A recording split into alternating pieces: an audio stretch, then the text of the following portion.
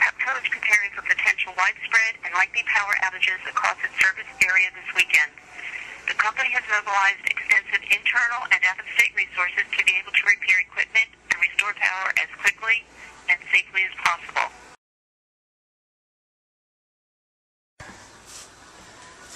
Well, it's Friday, August 26th, 2 days before Hurricane Irene, which is coming up the East Coast. We're in Baltimore. And Jane is wrapping, she's making impromptu sandbags with brown rice, bags of brown rice.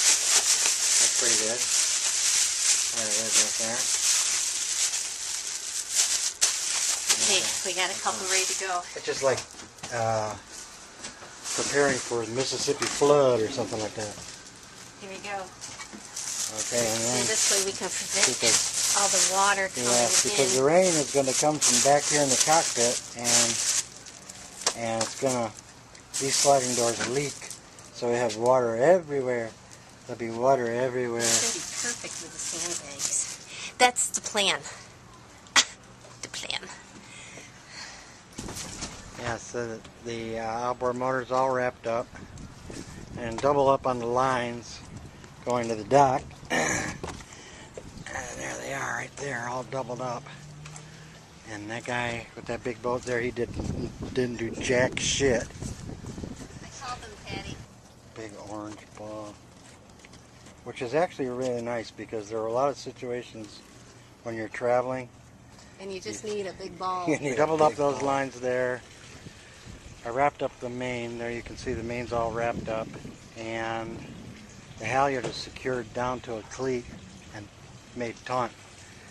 And now there's always something going on. So right now we're going to get this boat hook. It's very important. We know a person who lost a boat hook in Florida. Oh, God. Back here. Oh, shit. It's like an inch too far. Look at the way it floats. Sunk it.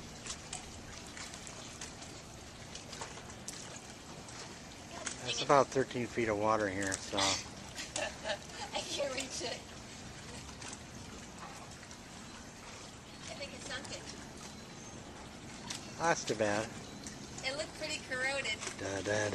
See, it's a nice day. Well, we'll be taking some pictures tomorrow. In 24 hours, we'll take a picture again from right here, and that will destroy this camera. Okay.